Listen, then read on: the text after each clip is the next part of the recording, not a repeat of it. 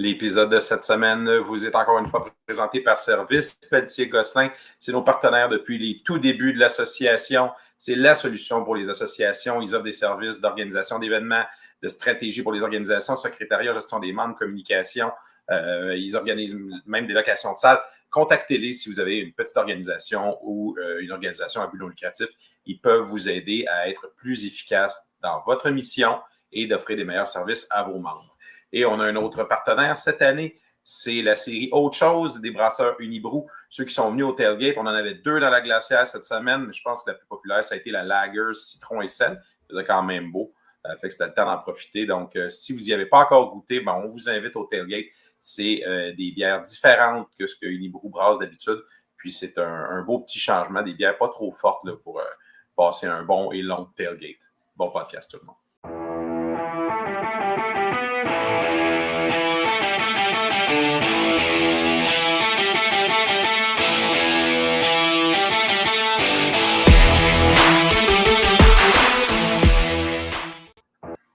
De retour après la première semaine d'activité, une première semaine haute en émotions. Avec moi, Éric Généreux, Tamel Kadi, François MDM, Mathieu. Bonjour tout le monde. Yo! Remis de vos émotions, moi, ça m'a pris une coupe d'heure. Pour la Coupe du Saut? C'était pour la Coupe du Saut. C'était surtout les mentions d'avant-match qui m'ont chamboulé. Quoique le match était digne de mention, et puis on va y arriver. Comme à l'habitude, là, ce qu'on a sur le programme cette semaine, c'est de revenir sur l'activité des Carabins de la fin de semaine dernière, parler de ce qui s'est passé au football universitaire québécois et canadien, et aussi mettre la table pour les matchs de la semaine numéro 2. Fait que, oui, François, effectivement, la Coupe du Saut, ça m'a fait un petit quelque chose, je dois avouer. Une idée qu'on avait mise sur la table il y a environ 2 ans. Pour lequel j'avais parti une pétition, puis je suis content de voir qu'en moins de 2 ans, ce qui nous semblait évident s'est révélé évident pour pas mal de monde. Tout le monde, mais à vrai dire, tous ceux qui connaissent le football. Ceux qui ne sont pas des fans. Oui, non, c'est ça, parce qu'à moi d'être vraiment, parce que, je veux dire, encore une fois, comme on l'avait dit à l'origine du mouvement, rien contre M. Dunsmore. C'était pas contre l'individu, c'était plus pour que le trophée le plus haut trophée de sport étudiant en football au Québec représente le football au Québec. C'était simplement ça l'objectif. Le pionnier. Et même Jacques Dussault lui-même l'avait mentionné lorsqu'on lui avait mentionné les démarches qui avaient été entreprises, de dire, ben oui, il est temps que le Québec se décomplexifie un peu, puis mettre son empreinte sur ce trophée-là. Et pour nous, et puis pour bien du monde, je crois, là, Jacques Dussault était la personne tout désignée pour mettre son nom sur ce trophée-là. Fait que, fantastique, une surprise pour nous. On l'a appris au début du match, un peu comme tout le monde, mais bien heureux du résultat. Mais c'était un no-brainer en plus. Là, plusieurs vont dire qu'il y aurait eu d'autres choix liés au football universitaire. Mais la réalité, c'est que Jacques Dussault, ce n'est pas le football universitaire, c'est le football québécois. Puis tu l'as dit, Éric, ce trophée-là, la Coupe Dussault, c'est le plus gros trophée du football, le football au Québec. Puis ça ne fallait pas juste quelqu'un qui s'est impliqué au football universitaire. Il fallait que ce soit au nom du pionnier du football québécois. Puis il n'y a rien de mieux que Jacques Dussault qui a tout fait les instances. Puis qui a commencé, qui est allé universitaire professionnel et qui est revenu après universitaire et qui n'a pas eu peur de descendre collégial et finir sa carrière au secondaire. Donc, l'important pour lui, c'était de redonner au sport puis au sport étudiant puis de le développer le maximum. Il n'y a pas un coach au Québec présentement qui ne peut pas dire sans rire qui n'est pas là à cause de Jacques Dussault. Il n'y a pas un. Ah. Fait qu'on est très, très heureux du résultat. Puis, comme je disais, on a commencé à parler de ça en novembre 23. Ouais. Et c'est chose faite moins de 2 ans plus tard. Donc, clairement, comme je disais, un no-brainer. Donc, très content que pour le futur, on va parler de l'objectif d'aller gagner la Coupe Jacques Dussault. Qui reste le même objectif. Hein? Années différentes, non différents, même mission. Le seul objectif, battre Laval. Ça reste ça. Soulever le trophée de Jacques. Exact. Donc, ce long chemin d'environ 3 mois, Débutait la semaine dernière. Vous avez les résultats à l'écran. Je vous les donne en rafale. Sherbrooke était à McGill, se sont inclinés 22-38. McGill l'a emporté. Quelque part, je crois que la logique a été respectée. On va y revenir. Concordia se rendait sur la montagne pour affronter les Carabins. Le final 41-14, encore une fois, logique respectée. Je vais vous amener dans le play-by-play pour qu'on comprenne un peu comment le match s'est déroulé.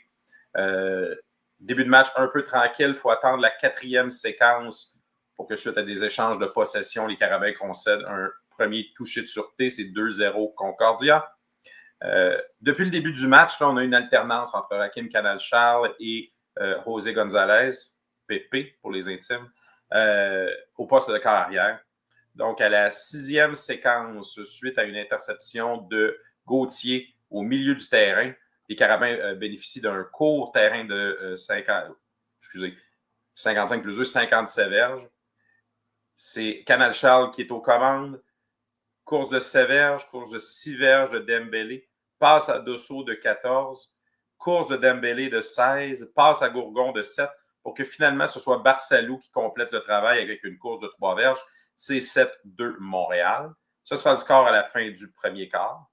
Au tout début du deuxième, aux commandes cette fois, Pepe González, passe de 11 verges, passe de 5 verges, passe de 30 verges à James Leclerc, pour finalement aller trouver Brandon Gourgon sur 51 verges. Énorme jeu, c'est 14-2 Montréal. On s'échange des ballons, 14-4 suite à un toucher de sûreté. Quelques jeux plus tard, encore une fois, González au volant. Des bonnes passes, on part du milieu du terrain encore une fois, suite à un bon retour d'Ismaël Akoué. S'échange des passes jusqu'à temps que González trouve Riopel pour 17 verges. C'est maintenant 21-4.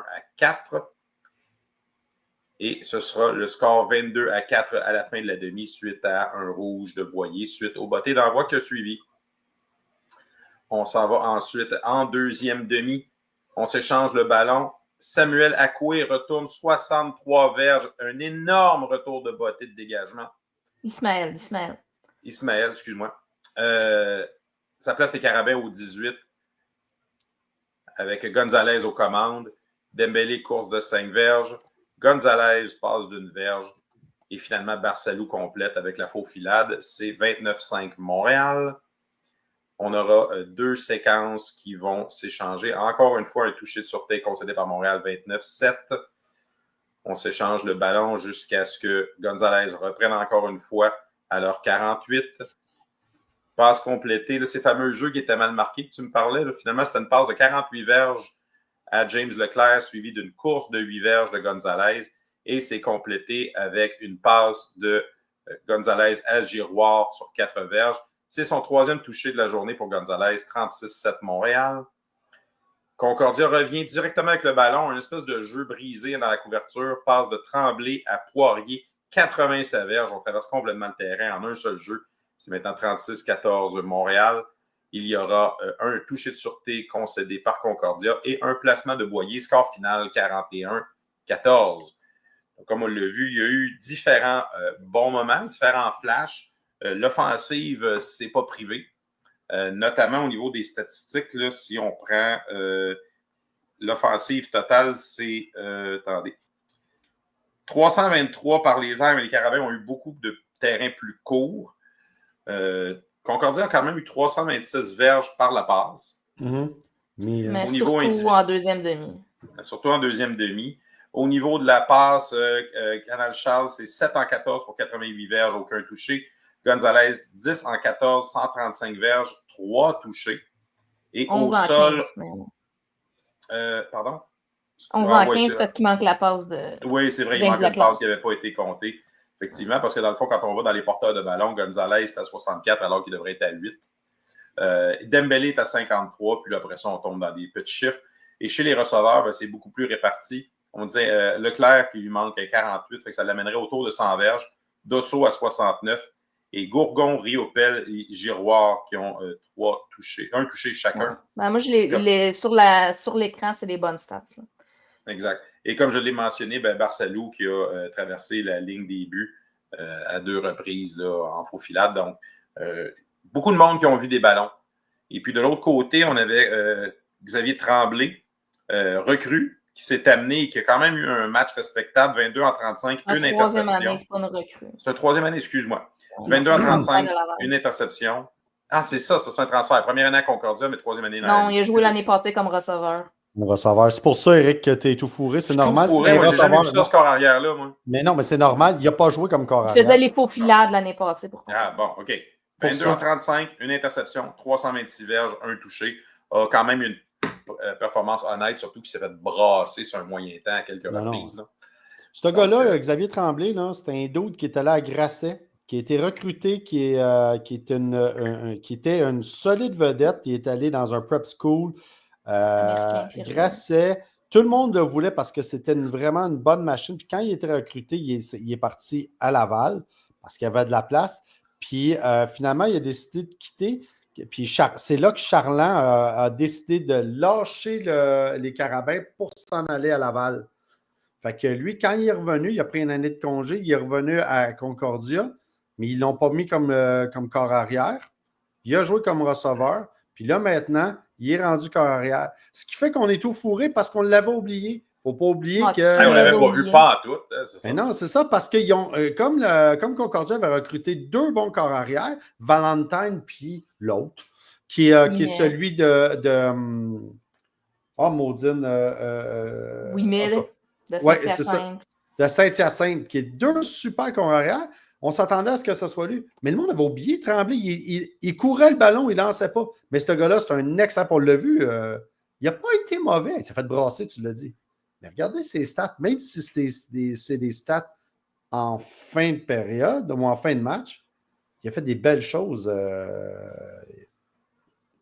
Oui, Concordia a bien profité de nos recrues à partir de la deuxième demi. Ouais. On a un en particulier qui s'est fait manger à quelques reprises. Là. Je ne nommerai pas. Il sait qui est. Mais qui, mais il est un bon receveur avant d'être un mauvais débit. Non, je ne sais pas, on ne l'a pas vu comme receveur. Mais non, c'est ça. Moi, l'attaque, j'ai bien aimé l'alternance. Faut dire que Pépé a eu, par le hasard, des meilleurs débuts de séquence, des meilleurs positionnements de ballon. Il y a eu des bons terrains. Il y a eu des beaux terrains. Tu sais, si on prend Canal Charles, 3 fois, il est en dedans du 20 verges. 4 fois en dedans du 35 dans notre zone pour starter. Ça l'aide pas à montrer ton talent. Mais on a vu en fin de match, sur une de ses dernières séquences, il a fait une longue passe à Dosso. Très belle passe, hein?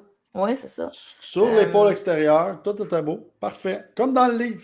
Tu sais, je pense que les deux QB ont du travail à faire. Dans certaines occasions, ils ont pris la mauvaise lecture.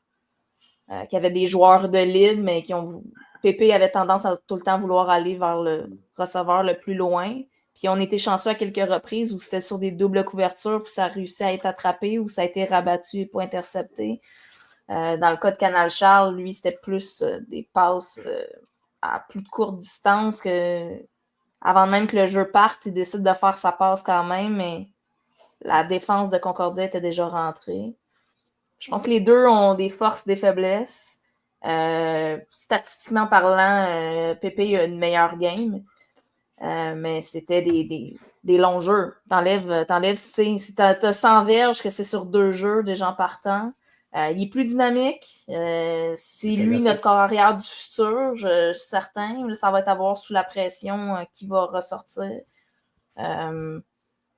Versus Sherbrooke, je pense qu'on va continuer à évaluer les deux QB. De toute façon, contre Sherbrooke, c'est du gazon naturel. Tu veux essayer d'éviter les blessures. Je pense qu'il y a beaucoup de monde qui vont voir du terrain comme cette semaine. Là. On avait plus de défense d'habillés qu'à l'habitude, puis moins d'attaque. On l'a vu qu'il y avait juste 8 receveurs, alors qu'on en a bien normalement 10. Puis on a ajouté de la profondeur à la défensive. Puis on l'a vu, là, on a vu beaucoup de recrues en deuxième demi, voir du terrain. Puis même sur la ligne offensive, on a juste vu la chance sur les jeux qu'on voulait se grossir sur la course. Mais outre ça, t'avais Diouf et des recrues ou des joueurs qui ont vu un peu de terrain l'année passée. Donc, je pense que c'était bien de leur donner du temps de jeu, surtout en début de saison. Le plus de reps qu'on peut donner à ces jeunes-là, le mieux que ça va les préparer pour les matchs les plus importants. Mais on est d'accord, Tam, que c'est des recrues haut de gamme. Je ne dis pas le contraire, mais dans certains cas, il y en a que ça faisait presque 2 ans qu'ils n'avaient pas joué. Ah non, je suis d'accord avec toi. C'est même pas ça. C'est que ce que je veux dire, c'est que le départ de Levac a permis justement, pendant les 2 dernières années, ou peut-être même les 3, mais assurément les 2 dernières années, on a eu un bon recrutement aux côtés des O-line. Puis on se retrouve à avoir des gros bonhommes qui attendent leur temps, leur place, puis qui font. Puis on a peu de terrain parce qu'on avait beaucoup de vétérans. Oui, c'est ça. Puis, tu sais, Damour puis Saint-Germain, c'était des grosses recrues, puis on était contents de les avoir. Puis, à part. C'était les deux seuls qui avaient vu du terrain l'année passée avec Delgrove, là.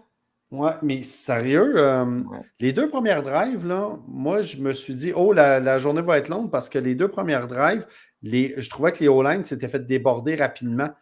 Rapidement, il y avait du monde dans le champ arrière pour Canal. Et ça s'est replacé, hein? On dirait que la nervosité. Moi, j'ai adoré le travail de la O-line. Là. Il y a eu 0 sac accordé. Pépé avait le temps de lancer avant que la pression rentre. Je suis affreusement d'accord avec toi. Puis mine de rien, la moyenne de Dembélé, ça a été le porteur principal, 7,6 en moyenne, ce qui est bon là, en football canadien. Faut que tu passes le Saint-Verge. En haut du Saint-Verge, tu es quand même bien. Ça veut dire que tu donnes une chance à ton attaque, puis la défensive est obligée de te tenir en considération. Sa plus longue, 16 verges. C'est correct. C'est correct. C'est 53 verges. Tu sais, on s'entend que se rendre à 100, c'est exceptionnel. Là. Fait que 53, c'est honnête. Tu vois, l'attaque au sol des Carabins, là, moi, les chiffres que j'ai sont un peu tordus. Là. Si j'enlève 48 à Gonzalez, j'arrive autour de 100 environ. Ce qui n'est pas 93 pour être exact. Ouais, ce qui n'est pas énorme. Puis il ne faut jamais oublier qu'on jouait contre la défensive de Polo. Concordia n'a jamais été dans le match. Mais je pense qu'ils seront meilleurs que ce qu'ils nous ont montré. Il n'y a pas eu de match pré-saison. L'attaque, c'est toujours plus difficile à partir aussi. Moi, je pense qu'on a vu des belles choses avec Poirier, entre autres. Ça a paru en début de match. Je me rappelle de l'avoir mentionné à Tam. Concordia n'a pas eu de match pré-saison parce que tu voyais qu'il y avait une demi-seconde de timing qui n'était pas là. Ils se sont améliorés. Oui, on a embarqué des substituts plus tard. Il y a un paquet de facteurs là-dedans, là, mais ça reste qu'au début, c'était pas aussi smooth que ça va être dans 3-4 semaines. Non, pour moi, tu peux pas faire seulement 6 vraies courses si t'es Concordia quand t'as Chambé puis Marchand. Mais ça marchait pas. Non, mais je le sais, mais au football canadien, il faut que tu réussisses à installer ta course moindrement. Même Tremblay. Mais je pense. La plus longue course, c'est 6 verges. J'ai pas fait l'analyse croisée, mais moi, mon sentiment, c'est qu'à toute fois que tu commençais une séquence avec une course, c'était pour 1 ou 2 verges, puis tu revenais par la passe, résultat. Oui, non, mais tu courais aux 2 séquences. Là. Des fois, il faut que tu sois créatif quand ta course ne fonctionne pas au centre, tu y vas avec un balayage sur le côté. Il faut qu'ils trouvent une façon de faire fonctionner la course parce que sinon, la saison va être longue à Concordia. Mais donnons crédit à la défensive des Carabins là-dessus, par exemple, qui ont réussi à bloquer. Là, il manquait de D-line. Il manquait de D-line. Il y a plusieurs D-line qui sont blessés. C'est plate, là, mais parce qu'on est en début de saison. Là. Mais c'est pour. Moi, là, je suis tannée de dire qu'il manque de D-line. Il ne manque pas de D-line. On joue à 3. On a pratiqué exactement, à 3. On joue à 3 parce qu'il manque de D-line. On a 12 D-line dans notre line-up. Puis sur les 12 D-line, t'en as 10 qui pourraient jouer à plein temps. C'est pas une question du nombre. C'est une question de comment, s'ils peuvent être habillés, s'ils sont en état de santé. On les a tous vus en pré-saison. Ah, tu vois, là, François vient de figer. Là. Écoutez, on va quand même avancer. On va aller voir aussi l'autre match qui s'est passé au Québec la semaine dernière. On l'a mentionné en début d'émission. Sherbrooke qui allait à McGill. Tam, tu l'as écouté ce match-là rapidement. Qu'est-ce qui s'est passé? C'est une domination de A à Z de McGill. Ça aurait dû finir par 3-4 touchés d'avance. C'est les unités spéciales qui ont coulé McGill. Là. Sherbrooke a joué au-dessus de la tête et d'ailleurs, les Carabins devront faire attention à cette facette de jeu-là. Sherbrooke a bloqué 3 bottées, dont un retourné pour un touché. Ils ont réussi un botté court. C'est ça qui les a maintenus dans le match parce qu'offensivement, Sherbrooke n'a pas avancé de la partie. Ils sont revenus ils ont eu une ou deux run drive offensives en fin de match. Alors que. Il n'y a plus rien qui se passait. Ouais, non, mais que McGill jouait le pourcentage puis se sont fait battre à une ou deux reprises. Moi, j'ai bien aimé le travail des lignes. De McGill ou de Sherbrooke? Les deux, dans les circonstances, là, mais McGill, défensivement, ils m'ont surpris. Là. La ligne défensive réussit à rentrer un peu plus que l'année dernière. Ils ont fait du progrès de ce côté-là. Mais ça va être du mental du côté de McGill pour ne pas reproduire les erreurs de l'année passée. Là. Je veux dire, tu ne peux pas permettre à une équipe de rester dans le match. Là. Est-ce que Parce qu'offensivement, c'est Eloi le joueur de la semaine. Carrière de McGill. De loin. C'était prévisible, donc l'attaque de McGill roule. Scarello était leur porteur partant. On a vu Momo faire une course de 81 verges. Il était employé surtout en deuxième demi, en alternance avec Scarello. Leur jeu au sol fonctionne. On a vu un Eloi beaucoup plus patient, qui restait dans la pochette, qui cherchait plus la passe que d'utiliser ses jambes. C'était plus son mot par défaut. Là, aussitôt qu'il y a une hésitation, on court.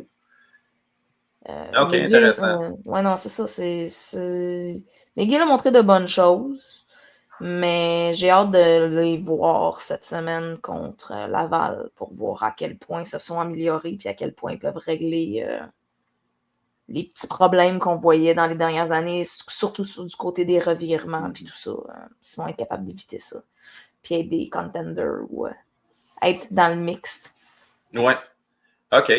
Tam, tu voulais aussi nous parler un peu de ce qui s'est passé en Ontario, Western et Queens, et Laurier et Guelph. Ça a été quand même serré, ces deux matchs-là. Dans l'ensemble de l'Ontario, ça a été une fin de semaine très divertissante.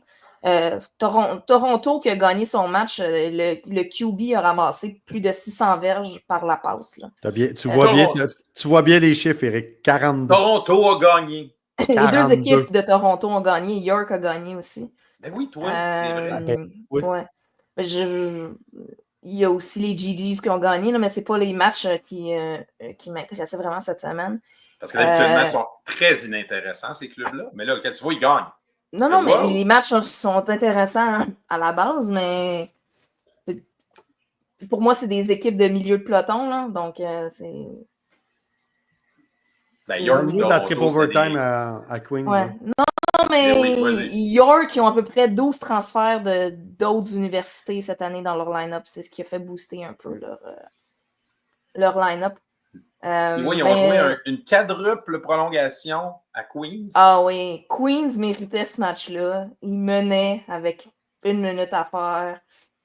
Western sont revenus, Schlack, ils ont pris l'avance. Queens a réussi à égaliser. Ils ont terminé des bottées d'échange en prolongation jusqu'à temps que... 45-42. Ouais. Et ça va faire mal à Western, même si on gagnait, parce que Hitlock s'est blessé en overtime. Probablement une dislocation de l'épaule, si j'ai bien vu le jeu. Donc, si c'est à long terme, ça pourrait faire mal à leur saison, parce qu'ils n'ont plus la profondeur d'antan. La game Laurier contre Guelph a été une game serrée. Laurier, les champions de défendants, puis on se demandait, sans leur carrière étoile, qu'est-ce qui adviendrait des... Mais ça, c'est quand même drôle, parce que à Laurier, le QB de McMaster a transféré à Laurier, et c'est pas lui qui a eu le départ. C'est le transfert d'une université américaine, je ne sais plus laquelle. Là. Ohio State. C'est Ohio University. Oui, qui a eu le départ. Ohio State, c'est pas la même affaire. Non, Laurier a essentiellement le même groupe de receveurs, donc ça va être intéressant à suivre. Il y a des transferts en Ontario, c'est comme aux États. Oui. Ça a été un match très intéressant. Moi, j'ai bien aimé ce que Guelph a fait. En fait, quelques erreurs qui leur ont coûté le match. Ils ont essayé de revenir en fin de match, mais ça n'a pas fonctionné. Guelph sont vraiment pas chanceux côté calendrier parce qu'ils affrontent Western la semaine prochaine. Ils peuvent peut-être profiter du fait s'il est de là qu'il n'est pas là, mais ils ont un début de calendrier très, très difficile contre des autres équipes. On verra ce que ça peut faire. Mais Bishop a gagné sa game super facile en Atlantique. C'était la pré-saison sur la route en plus. Dans l'Ouest. L'Ouest commence sa vraie saison cette semaine. OK. Donc, effectivement, ça nous amène à l'horaire de cette semaine. Tam, tu l'as mentionné, dans l'Ouest, on a notamment Manitoba et UBC qui commencent la saison. Champion défendant, c'était Manitoba, si je ne me trompe pas. Non, les Rams. Non. Ah, c'était les Rams. OK. Tu vois, je ne retiens pas en tout ce qui se passe dans l'Ouest, à moins que ça s'en vienne au Québec. C'est eux qui accueillent la Coupe Vanier aussi cette année.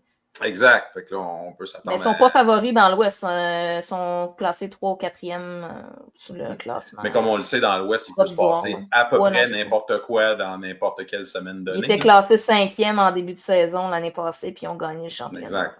Ça ne veut rien dire. En Ontario, tu en as parlé. Guelph s'en va affronter les Mustangs de Westerns. Dimanche soir. Un dimanche soir, OK, rien de moins, mais c'est la longue fin de semaine de la fête du travail. Ouais, il étire ça. Et York s'en va affronter les GGs à Ottawa. Ça va être intéressant de voir qui va sortir gagnant de ça. Si York, c'est un flou ou sont des prétendants. Parce que pour moi, Ottawa est à peu près au milieu. Donc, dépendamment de comment ils vont s'en tirer, ça va être intéressant. Parfait. Windsor entre dans la danse. Dans l'Atlantique, c'est BU qui a la semaine de congé. Saint-FX entre dans le mix. Et au Québec, c'est Laval qui entre en jeu. Concordia s'en va prendre congé. Donc, les matchs de la fin de semaine. Le vendredi, les Carabins s'en vont dans les terres verdoyantes de Sherbrooke. Comme on l'a mentionné. La game est seulement la radio. Je vous invite à suivre les médias sociaux du Vert et Or, parce que l'année passée, il nous a fait la surprise d'une web diffusion. Je ne sais pas s'il va y en avoir une cette année, mais il faut. Avec la pire manipulation de caméra de l'histoire du monde. C'est-à-dire wide angle, puis arrange tout avec ça.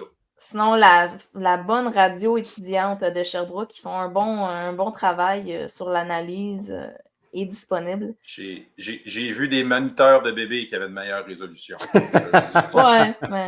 Je m'y connais. Et l'autre match au Québec, on l'a mentionné brièvement, McGill qui s'en va à Québec. Samedi soir, ça devrait nous donner un peu une idée de McGill est meilleur, OK, à quel point. C'est vraiment leur premier affrontement avec les deux gros clubs du Québec cette année. Donc, ça va nous donner un peu une idée de où ils se situent. Là. Ça va aussi donner une idée de où c'est que Laval se situe parce que c'est les contenders. Et la game est bien évidemment à TVA. Oui, c'est Laval, c'est l'équipe à battre. Là. C'est l'équipe qui a. C'est l'équipe championne, ils ont à peu près la même équipe que l'année passée. À maturité. Ils me font passer au Carabin l'année passée, là, qui revenait champion avec la même équipe. Donc, ils sont l'équipe à battre, mais Laval a toujours eu de la difficulté contre Éloie, mais parlons en général, ils ont de la difficulté contre ce type de corps arrière. Type de corps arrière qui peut se mettre à courir puis qui les joue. Mais là, avec un deuxième porteur de ballon, donc ils vont. Soyez pas surpris de voir une attaque de McGill à 3 coureurs. Ce que je veux dire, un côté, tu vas avoir Momo, l'autre, Ciccarelli, puis en plein centre, tu vas avoir Éloie, puis ça va fourrer la défensive de Fortier qui n'est pas faite pour ce genre de défensive, pour ce genre d'attaque.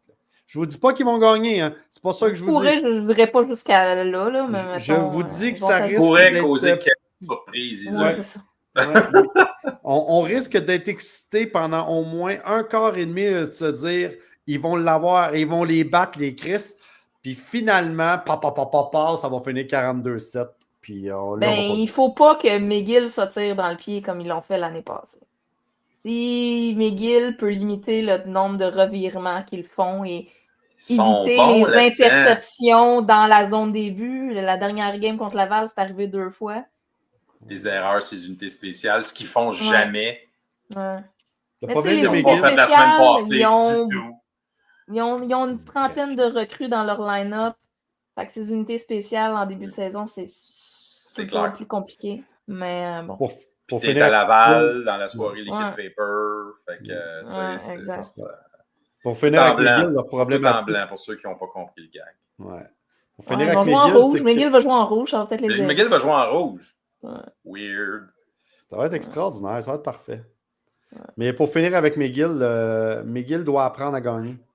Ce que je veux dire par là, c'est qu'on l'a vu même hier, pas hier, mais la semaine passée, c'est que quand ils se mettent à prendre des devants, il faut qu'ils comprennent et qu'ils ne s'ajoutent pas dans leur tête et qu'ils ne se mettent pas à faire des conneries.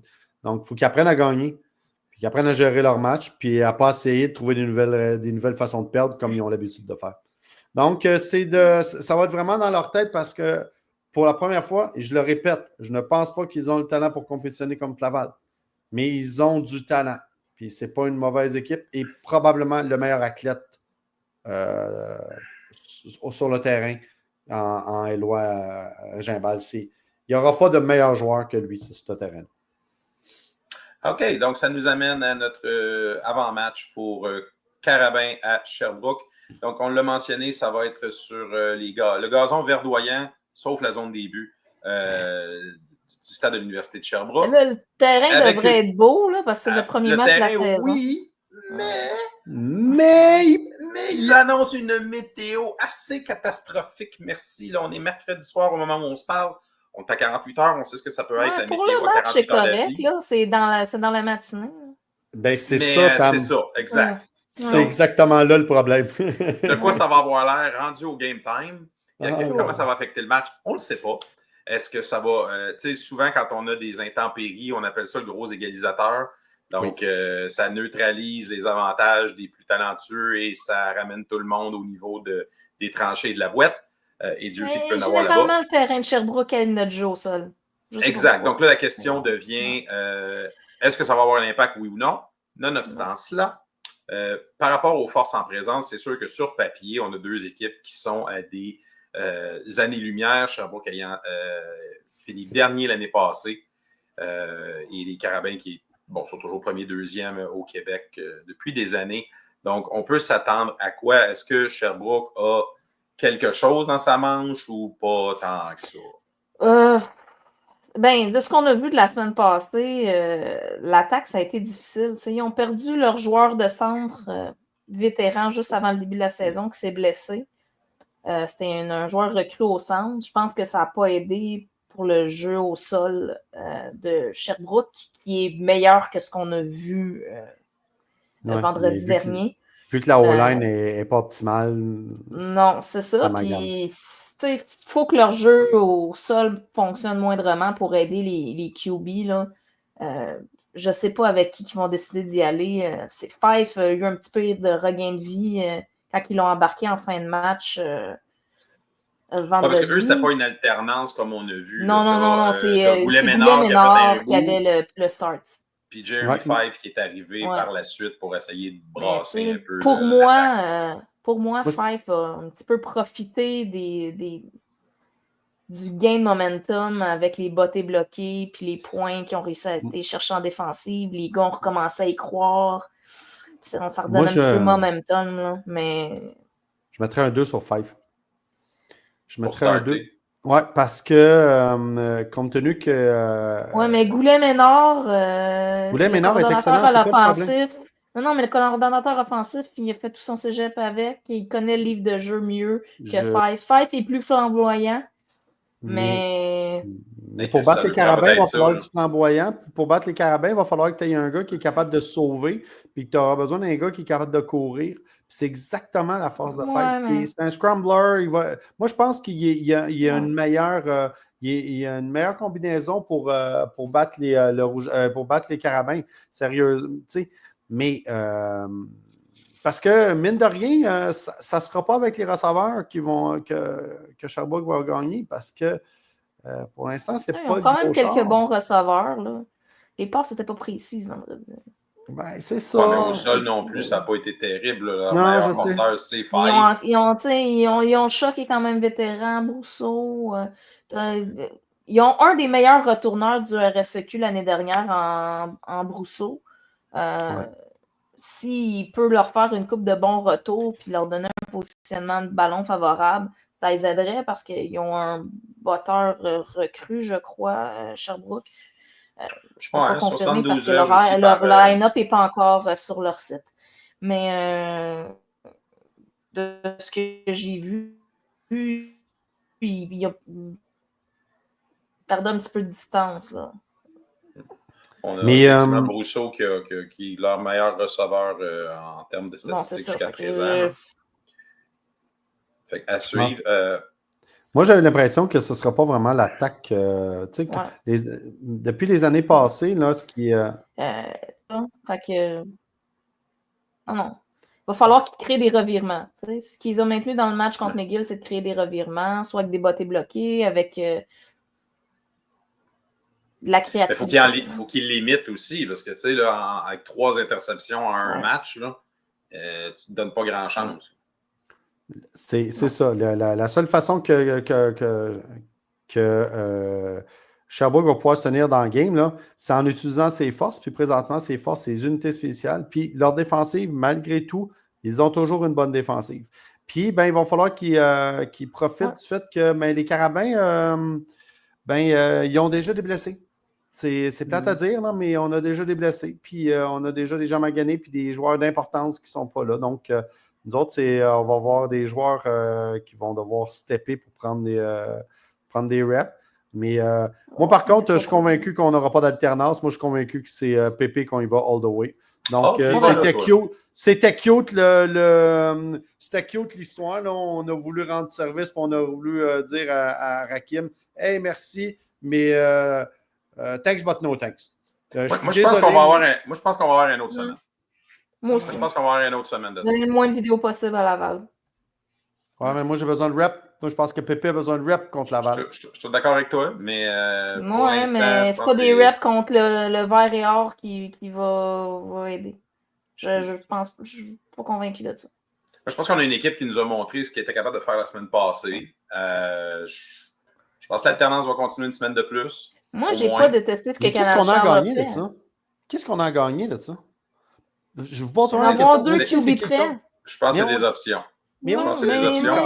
Tu veux voir ce que tes 2 QB peuvent te donner. Moi, je vais aller une coche plus loin. T'as Gonzalez qui est passé en arrière de Jonathan. Il est passé en arrière de Jonathan Grasset. Il arrive, il donne son chandail ou il choisit son chandail, peu importe, c'est pas important. Mais tu sais, il est l'héritier apparent de Jonathan. Je pense que fondamentalement, le message qu'ils veulent envoyer, c'est oui, c'est correct, t'es bon, t'es le futur, fine, mais t'as pas toute la pression. Fais ce que tu es capable de faire, fais ce que tu as à faire. Il y a un vétéran à côté de toi. Okay? Puis on croit autant au vétéran qu'on croit à toi, puis on peut y aller avec lui. Fait que mets-toi pas la pression. Moi, je pense que c'est une méthodologie, à la fois pour avoir 2 carrières qui peuvent jouer, mais aussi pour rentrer le jeune dans le rôle qu'on veut qu'il ait. Moi, je pense qu'il y a une logique en arrière de ça. Plutôt que juste le garrocher dans mes lits et dire « C'est toi le numéro 1 maintenant, transporte le programme. » Je pense que l'idée, c'est d'essayer, autant que faire se peut, de créer une transition. Je pense. C'est une théorie qui se défend. On a une semaine de congé aussi après ça. Là, je veux dire, il n'y a rien de pressant. Tu veux donner du temps de jeu, puis après la semaine de pratique. Puis... Mais il n'y a aucune presse. Moi, je m'attends encore du côté des Carabins à avoir beaucoup de temps de jeu, du temps des recrues, puis de préserver nos vétérans. La chance, il est habillé comme backup, puis je m'attends qu'il soit habillé comme backup encore cette semaine, puis qu'on donne des reps à nos O-line recrues.